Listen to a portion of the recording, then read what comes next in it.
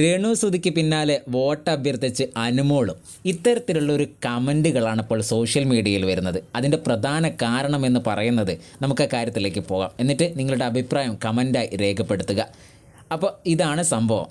Renu Sudhi vote അഭ്യർത്ഥിച്ചു കൊണ്ടുള്ളൊരു post അവരുടെ cousin social മീഡിയയിൽ ഔട്ട് ചെയ്തിരുന്നു.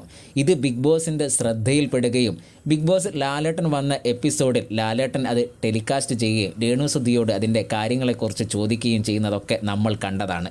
ഇപ്പോഴിതാ സമാനമായ രീതിയിൽ അനുമോളും വോട്ട് അഭ്യർത്ഥിച്ചു കൊണ്ടുള്ള ഒരു വീഡിയോ പോസ്റ്റ് ചെയ്തു എന്നാണ് ചില കമൻറ്റുകൾ വരുന്നത്. ഈ വീഡിയോ കണ്ടപ്പോൾ എനിക്ക് തോന്നുന്നു രേണു സുധി വോട്ട് അഭ്യർത്ഥിച്ചതുപോലെ അല്ല അനുമോൾ. അവരുടെ ആരാധകർക്കിടയിലേക്ക് താൻ ബിഗ് ബോസിൽ പോകുന്നു, കുറച്ച് സമയം കഴിഞ്ഞാൽ ഞാൻ ബിഗ് ബോസിലെത്തും, അതിനു മുൻപ് കോഴിക്കോട് വെച്ച് എടുത്തൊരു വീഡിയോ ആണ്, നിങ്ങൾക്ക് ഇഷ്ടപ്പെട്ട മത്സരാർത്ഥിക്ക് വോട്ട് ചെയ്യുക, എനിക്ക് ചെയ്യണമെന്ന് നിർബന്ധമില്ല, ഞാൻ മികച്ചൊരു മത്സരാർത്ഥിയായിട്ട് നിങ്ങൾക്ക് തോന്നുന്നുണ്ടെങ്കിൽ എനിക്കും വോട്ട് ചെയ്യാം എന്നുള്ളൊരു സന്തോഷമാണ് അവിടെ അനുമോളെ വീഡിയോയിൽ കാണാൻ കഴിഞ്ഞത്. ഒരിക്കലും അതൊരു വോട്ട് അഭ്യർത്ഥിച്ചു കൊണ്ടുള്ള അല്ലെ എനിക്ക് വോട്ട് ചെയ്യണം എന്നുള്ളൊരു വീഡിയോ ആയിട്ടല്ല. മാത്രമല്ല ഒരു എവിക്ഷൻ പ്രക്രിയ ഞാൻ നേരിടുകയാണ്, എനിക്ക് വോട്ട് ചെയ്യൂ എന്നുള്ളൊരു അഭ്യർത്ഥനയുമല്ല. ആ അഭ്യർത്ഥനയായിരുന്നു രേണു സുധിയുടെ വീഡിയോയിലുള്ളത്. ഇത് രണ്ടും തമ്മിൽ ഒരുപാട് വ്യത്യാസമുണ്ട്. അനുമോൾ ആ സന്തോഷം പ്രകടിപ്പിച്ചു എന്നേ ഉള്ളൂ.